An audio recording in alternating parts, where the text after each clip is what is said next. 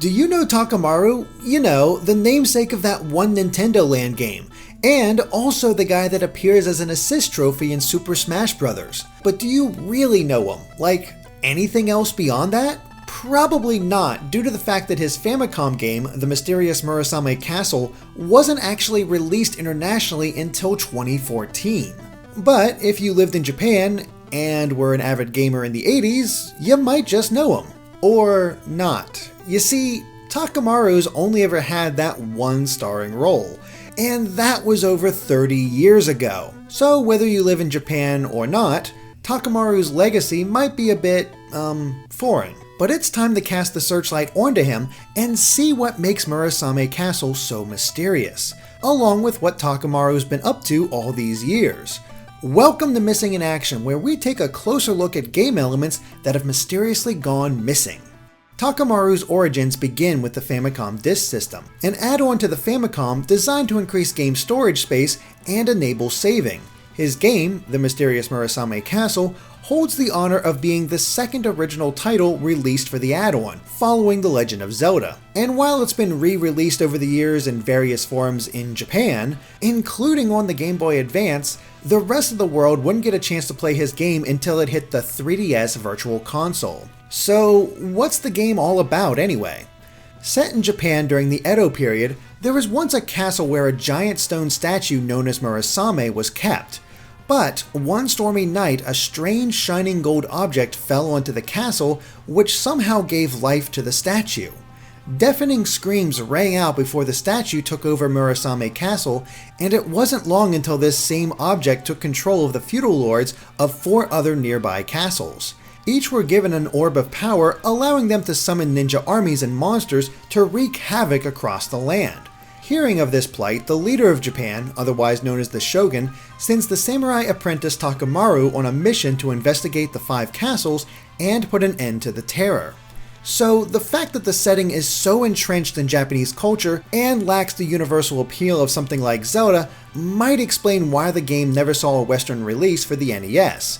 After all, this is otherwise your classic 8-bit setup, with a young hero setting off against impossible odds. In fact, its close release to The Legend of Zelda has caused many to label The Mysterious Murasame Castle as a kind of sibling game, much like the original Metroid and Kid Icarus. Takamaru does indeed move like Link, and the action takes place one screen at a time, but the two are very different otherwise. While Link casually explores a single connected world, Takamaru travels level by level and is under constant attack with ninjas and other enemies popping up everywhere to both rush him and throw various projectiles to the point where it nearly feels like a bullet hell. Fortunately, Takamaru is equipped with a katana, which can also deflect enemy projectiles, as well as shurikens to fight off the hordes of enemies, both of which are activated by the same button, with close enemies getting the sword, and far enemies eating shurikens.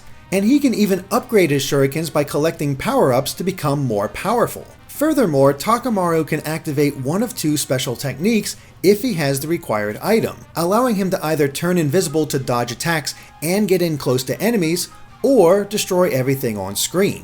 When it comes down to it, the Mysterious Murasame Castle is all about skill, and it's up to players to navigate their way through the 5 castles in order to confront the evil behind Murasame. Each level consists of 2 parts, first making your way through the castle grounds, and then taking on the castle itself, ending with a fight against its feudal lord. The castles can also have maidens to rescue, which grant Takamaru an extra life. The game is considered quite challenging, but it wasn't impossible, especially given the unlimited continues and the ability to save thanks to the Famicom disk system. Like many games of that era, there's really not that much revealed about Takamaru. He's a samurai apprentice, and he's on a quest. That's as deep as it gets. Like Link in his original game, there just wasn't that much characterization. But while Link was fleshed out over the years across numerous games, Takamaru never had the same chance given that he only starred in Murasame Castle. But, thanks to the various cameos he's had over the years, Takamaru finally had a chance to develop a kind of personality, though it wasn't exactly consistent between games. So that's the Mysterious Murasame Castle in a nutshell, which again wasn't released outside of Japan until 2014. But that doesn't mean the game didn't appear internationally before then, as it could be found, quite literally, in Pikmin 2. Olimar could find the yellow Famicom disc for the Mysterious Murasame Castle as a treasure deep underground, and it's an exact replica of the original disc, right down to the Japanese, except it's cleverly referred to as the Cosmic Archive by Olimar and Louis in the game. Now, not much else can be done with it, the poor captains couldn't even play it, but it was the first sign that Nintendo hadn't completely forgotten the game's existence, even if it had been almost 20 years since it was released. Pikmin 2 really served as the launching off point for Takamaru's new career, which was making cameos in as many Nintendo games as possible. In fact, he only had to wait 4 years until his next appearance, courtesy of Super Smash Bros. Brawl, where he appeared as a sticker. Okay, we didn't say they were huge cameos, but yeah, the poor guy wasn't even worth trophy status. At least the Mysterious Murasame Castle did get a piece of music in Brawl though, courtesy of the outdoor theme, called Doshuman. It was one of the unlockable CDs for the Mario Bros. Stage, although the song itself wasn't remastered in any way. But perhaps it was that sticker status that resulted in his next appearance, as a supporting character in the Japan-exclusive game, Captain Rainbow. Now, that may sound impressive, until you consider that the whole point of Captain Rainbow was that these characters had been long forgotten. Yeah, it's more than a little ironic that his biggest role since 1986 is a direct result of no one remembering who he is. But the game did do something for Takamaru that the Mysterious Murasame Castle never could. It gave him a personality. Captain Rainbow takes place on Min Min Island, where it's said that wishes can be granted. Takamaru was one of the many Nintendo characters that the hero, Nick, could encounter. When he first meets Takamaru, the samurai is simply meditating before displaying his skill with a sword. But Nick soon learns that Takamaru is anxious around women to the point that he gets nosebleeds. So it's up to Nick to gradually help Takamaru become more relaxed when talking with women, fulfilling his wish. Yeah, Captain Rainbow was a purposefully silly game all around, but it did provide Takamaru with an actual character trait. Despite him being a forgotten character, it wouldn't be long until people got to play as him again, albeit in 5-second increments, thanks to the Mysterious Murasame Castle's inclusion as a microgame in WarioWare D.I.Y. Sure, you can only turn invisible to dodge incoming attacks, but it was something. Although, since the Mysterious Murasame Castle still hadn't been released outside of Japan, this microgame was changed for the international version, where it was replaced, ironically enough, by Pikmin. As ominous as that removal seemed to be, it wasn't a sign of things to come, as Takamaru's next appearance was one of his biggest yet, appearing as a playable bonus character in Koei Tecmo's Samurai Warriors 3 on the Wii. And not only was he playable, but he actually got an entire mode called Murasame Castle, which many considered to be a kind of remake of the Famicom original, just in the Warriors style. You'd unlock more stages and missions for it by playing through the main game, gradually telling Takamaru's story. And this eventually led to Takamaru becoming available in free play for the other modes, rather than being confined to Murasame Castle. The story goes that while chasing Murasame, he's transported 100 years into the past along with the creature, taking him to the same time as the events of Samurai Warriors 3. But his hunt continues despite the different time period, and he's often guided by a young woman named Ayame, a new character inspired by the maidens from the original game. Throughout this side story, Takamaru is shown as being quite serious, especially in regard to his duty as a samurai. But he still cares about people and will always help those in need, going so far to think of their safety before his own. Although he seems to have no trouble being around women this time, making his Captain Rainbow portrayal more of a one-off joke. Finally, his abilities in Samurai Warriors 3 have several references to the Mysterious Murasame Castle.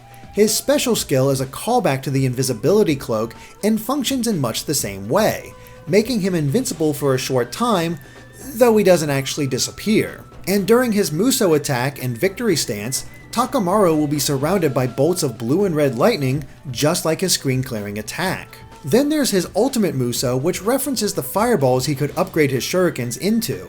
It's quite clear that this is the most loving portrayal Takamaru has ever received, offering by far the most fleshed out version of his character. Now, while the Murasame Castle mode could be considered a remake of the original game in Samurai Warriors 3, Nintendo essentially remade it again for the Takamaru's Ninja Castle minigame in Nintendo Land. But despite finally getting his name in the title of a game, even if it's just a minigame, Takamaru didn't actually appear in the mode itself. Instead, the entire game was set up like a play in a theme park, with the player's Mii taking on the role of Takamaru, while Monita played a maiden. You then had to throw shurikens or use your katana to fight off oncoming ninjas in order to proceed through the castle and eventually battle Murasame. Even with the change in appearance and the new first-person perspective, Takamaru's Ninja Castle truly paid homage to how the Famicom original played. So between Samurai Warriors 3 and Nintendo Land, Westerners had essentially played through two different remakes of sorts of the Mysterious Murasame Castle without ever having had the chance to play the original game itself. But that changed in 2014 when the Famicom original was finally released internationally via the 3DS Virtual Console, and that set the stage for Takamaru's most recent appearance in Super Smash Bros. For 3DS and Wii U.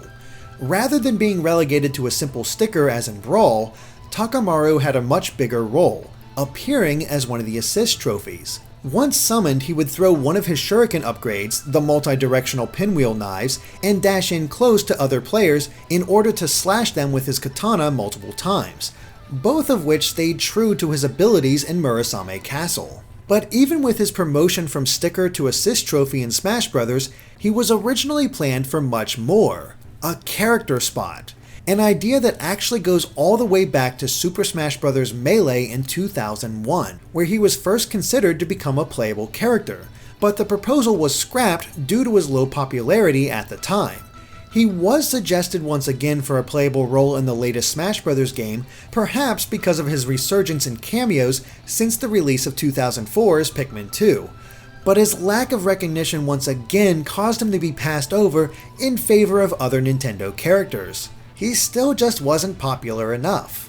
Ironically, it seems he may have been denied in favor of another character from the Famicom era with only one game, Duck Hunt, which is supported by the fact that a medley of music from the Mysterious Murasame Castle is used on the Duck Hunt stage. But there is one way players can at least imagine they're playing as Takamaru, as his outfit became one of the DLC options available for the Mii fighters. No matter how you slice it though, it's a significant step up from both Melee and Brawl. And that's the interesting thing about Takamaru. Here is a character that only appeared in one game that was his own, yet it's obvious that the Japanese audience, and even those within Nintendo, have a fondness for him, as made clear by the numerous cameos and references that we've seen over the years. From the silliness of Captain Rainbow to the more modern portrayal in Samurai Warriors to showcasing him to a brand new audience in Super Smash Bros., Takamaru is clearly remembered affectionately. Even Hideki Kamiya of Platinum Games expressed interest in reviving the series back in 2013 if given the opportunity. Could Takamaru and the Mysterious Murasame Castle ever make a true return? Is it only a matter of time before a Japanese developer with childhood memories of the character provides a true update, much like Kid Icarus Uprising? At this point, only time will tell. What about you though? Would you like to see Takamaru return to the limelight? And is there anything else that's gone missing that you want found? Let us know by posting in the comments and we may feature it in a future episode. Thanks for watching and make sure to subscribe to Game Explained for more missing in action and other things gaming.